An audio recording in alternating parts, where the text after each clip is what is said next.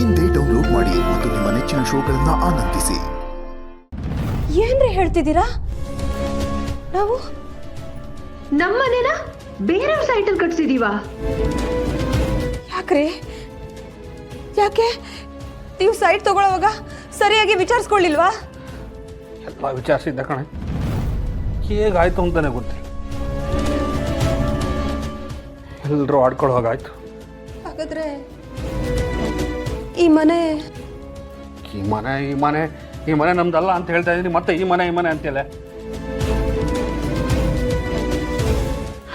ಕಷ್ಟಪಟ್ಟು ಕಟ್ಸಿದ್ ಕಣ. ಇದು ಒಂದೊಂದು ರೂಪಾಯಿ ಕೂಡಿಟ್ಟು ಕಟ್ಸಿದ ಮನೆ. ನನ್ನ ಸುಖನೆಲ್ಲ ಹೊಟ್ಟೆ ಇಟ್ಟು ಚೌಕಸಿ ಮಾಡಿ ಈ ಮನೆ ಕಟ್ಸಿ. ನಂದಲ್ಲ ಅಂದಾಗ ಹೇಗಾಗಿರ್ಬೇಕು ನನ್ನಿಂದ ಊಹೆ ಮಾಡ್ಕೊಳಕ್ಕೂ ಆಗ್ತಿಲ್ಲ ಕಣ. ಮನೆಯನ್ನು ಕಟ್ಸಿದ್ರಿ, ಆದರೆ ಈ ಮನೆ ಕಟ್ಸೋ ಸಂದರ್ಭದಲ್ಲಿ ಎಷ್ಟು ಜನರ ಮನಸ್ಸನ್ನ ನೀವು ನೋಯಿಸಿದ್ದೀರಾ ಅಂತ ಮರ್ತೋಗ್ಬಿಟ್ರ? ಇದೆಲ್ಲ ಅವ್ರ ಕಣ್ಣೀರಿನ ಶಾಪ. ಅದು ನಮಗೆ ತಟ್ಟದೇ ಇರುತ್ತಾ ಹೇಳಿ? ನೀನು ಯಾವುದೋ ವಿಷಯಕ್ಕೆ ಅವ್ರ ಪರ ವಹಿಸ್ಕೊಂಡು ಬರಬೇಡ ಕಣೆ. ಈ ಮನೆ ನಾನು ಕಷ್ಟಪಟ್ಟು ಕಟ್ಟಿರೋದು. ಏನು ಮಾಡಿದ್ರು ನನ್ನ ಸ್ವಂತಕ್ಕೆ ಮಾಡಿಲ್ಲ, ಈ ಮನೆಗೋಸ್ಕರ ಮಾಡಿದ್ದೀನಿ. ಅಪ್ಪ ಮಾಡೋಕ್ಕಾಗ್ದಿದ್ದೀನಿ, ನಾನು ಮಾಡಿ ತೋರಿಸಿದ್ದೀನಿ. ಹೌದು, ಸಾಧನೆ ಮಾಡಿದ್ರಿ. ಆದ್ರೆ ಏನಾಯ್ತು ಈಗ? ಯಾರ್ದೋ ಜಾಗದಲ್ಲಿ ಮನೆ ಕಟ್ಸಿ ಈಗ ಅದನ್ನು ಕಳ್ಕೊತಾ ಇದೀವಿ. ಹೋಗ್ಲಿ ಬಿಡಿ, ಸಮಾಧಾನ ಮಾಡ್ಕೊಳ್ಳಿ. ಎಲ್ಲ ಸಮಸ್ಯೆಗೂ ಒಂದು ಪರಿಹಾರ ಇರುತ್ತಂತೆ, ಇದಕ್ಕೂ ಇರುತ್ತೆ. ಹುಡುಕಿ. ಎಲ್ಲ ಹುಡುಕಾಯ್ತು ಕಣೆ, ಏನೂ ತೋರಿಸ್ತಿಲ್ಲ. ಹಾಗೆ ಹೇಳಿದ್ರೆ ಹೇಗ್ರಿ? ಒಂದು ಏರಿಯಾಗೆ ಹೋಗೋದಕ್ಕೆ 4-6 ದಾರಿ ಇರುತ್ತೆ. ಇದಕ್ಕೂ ಹಾಗೆ.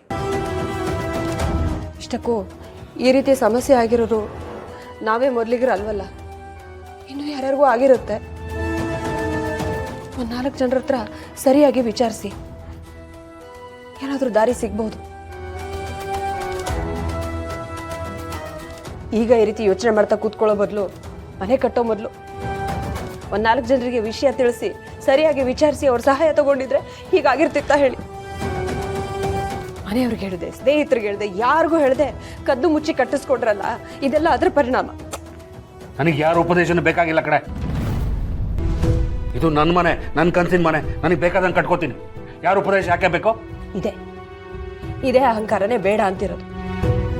ಕಾಲಿ ಗಾಯ ಆಗಿ ಆ ಗಾಯ ಗ್ಯಾಂಗ್ರೀನ್ ಆಗಿ ಡಾಕ್ಟರ್ ಕಾಲನ್ನೇ ಕತ್ತರಿಸ್ಬೇಕು ಅಂದ್ರೂ ನಾನು ರನ್ನಿಂಗ್ ರೇಸ್ ಆಡ್ತೀನಿ ಅನ್ನೋ ಮೊಂಡ್ರ ಹತ್ರ ಯಾರೀ ಮಾತಾಡಕ್ಕಾಗುತ್ತೆ?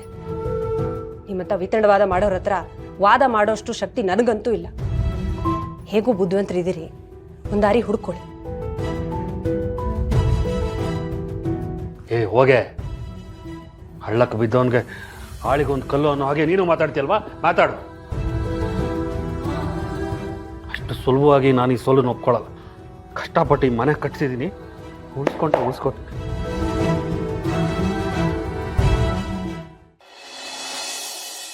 ಲೋ ವಿಶ್ವ, ಇನ್ನೂ ಎಜುಕೇಷನ್ನೇ ಕಂಪ್ಲೀಟ್ ಆಗಿಲ್ಲ, ಎಷ್ಟು ಬೇಗ ಮದುವೆನಾ? ಎಲ್ಲ ಅಪ್ಪ ಅಮ್ಮನ ಡಿಸಿಷನ್ ಕಣೋ. ನಾನು ಎಜುಕೇಷನ್ ಕಂಪ್ಲೀಟ್ ಆಗೋವರೆಗೂ ಮದುವೆ ಬೇಡ ಅಂತಿದ್ದೆ, ಆದರೆ ಅವರು ಮದುವೆ ಆದಮೇಲೆ ಎಜುಕೇಷನ್ ಕಂಪ್ಲೀಟ್ ಮಾಡು ಅಂದರು. ಏನು ಮಾಡೋದು? ಎಲ್ಲ ಸೇರಿದ್ದಾರೆ ಅಂದಮೇಲೆ ಜಾನು ಬಗ್ಗೆ ಏನಾದರೂ ಮಾತಾಡ್ಬೋದು. ಅಂತ ಏನು ಮಾತಾಡ್ತಾರೆ ಅಂತ ನಾನು ತಿಳ್ಕೊಬೇಕು. ಆದರೂ ವಿಶ್ವ, ನೀನು ತುಂಬ ಲಕ್ಕಿ ಕಣೋ. ಯಾಕೋ ಹಾಗೆ ಹೇಳ್ತಿದ್ದೆ? ನಿನ್ನ ಲೈಫು ನಮ್ಮ ಥರ ಅಲ್ಲ ಕಣೋ. ನಾವು ಕೆಲಸ ಹುಡ್ಕೊಂಡು ಕೆಲಸ ಮಾಡಿ ಸೆಟ್ಲಾಗಿ ಮದುವೆ ಆಗಬೇಕು. ಆದರೆ ನಿನಗೆ ಆ ಥರ ಇಲ್ಲ. ನೀನು ಓದದೇ ಇದ್ರೂ ನಡೆಯುತ್ತೆ.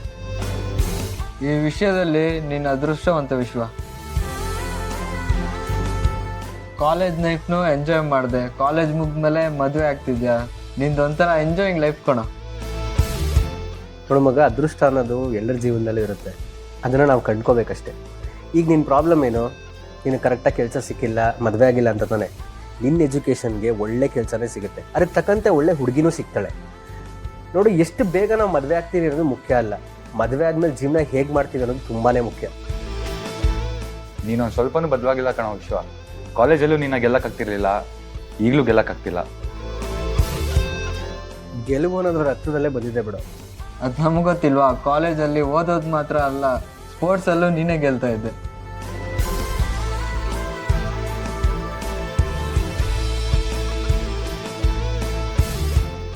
ಇದೇನು ಬರೀ ಇವರು ಎಜುಕೇಷನು ಎಂಗೇಜ್ಮೆಂಟ್ ಬಗ್ಗೆನೇ ಮಾತಾಡ್ತಿದಾರಲ್ಲ, ಜಾನು ಬಗ್ಗೆ ಅವನ ಪ್ರೀತಿ ಬಗ್ಗೆ ಏನು ಮಾತಾಡ್ತಾನೆ ಇಲ್ವಲ್ಲ? ವಿಶ್ವ ಏನಾದರೂ ಈ ವಿಷಯದ ಬಗ್ಗೆ ಮಾತಾಡಬೇಡಿ ಅಂತ ಹೇಳ್ಕೊಟ್ಟಿದ್ದಾನ?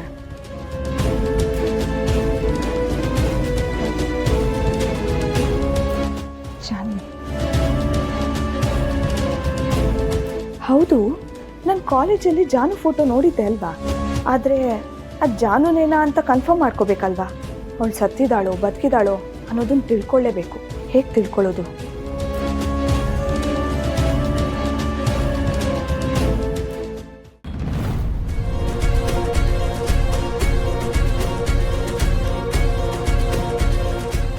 ಹಲೋ, ಹೇಳಣ್ಣ.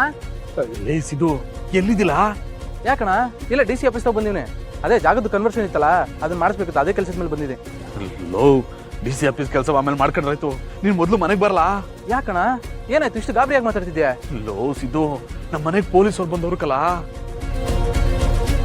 ನಮ್ಮ ಮನೆಯವ್ರ ಎಲ್ಲರ ಮೇಲೂ ಕಂಪ್ಲೇಂಟ್ ಕೊಟ್ಟವ್ರೆ. ಅರೆಸ್ಟ್ ವಾರೆಂಟ್ ಸಮೇತ ಮನೆಗೆ ಬಂದವ್ರಕಲ್ಲ. ಏನಣ್ಣ ಹೇಳ್ತಿದ್ಯಾ? ನಮ್ಮನೆಯವ್ರ ಮೇಲೆ ಅರೆಸ್ಟ್ ವಾರೆಂಟಾ? ಯಾಕೆ?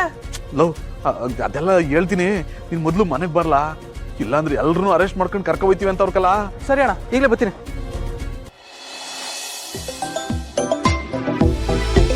ಲೋ ವಿಶ್ವ, ಅಮ್ಮ ಫೋನ್ ಮಾಡ್ತಿದ್ದಾರೆ. ನಾನು ಇವತ್ತು ಬರಲ್ಲ ಅಂತ ಹೇಳ್ಬಿಟ್ಟು ಬರ್ತೀನಿ. ಹಲೋ. ಅಮ್ಮ ಇವತ್ತು ಬರಲ್ಲ ಅಮ್ಮ.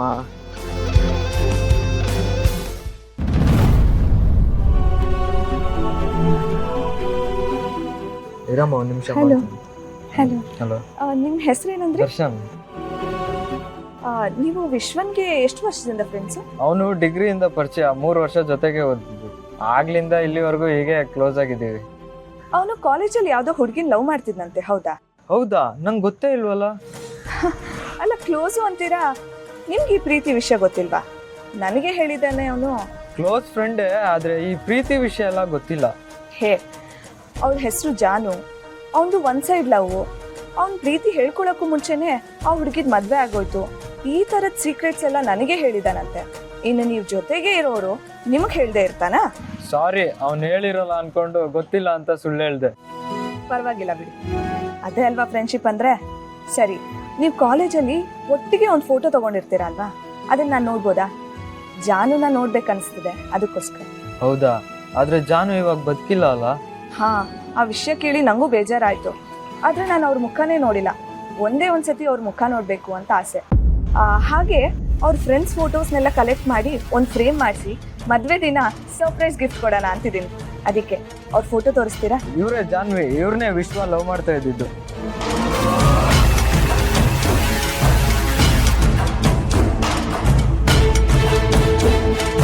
ಲಕ್ಷ್ಮೀ ನಿವಾಸ ಲಕ್ಷ್ಮೀ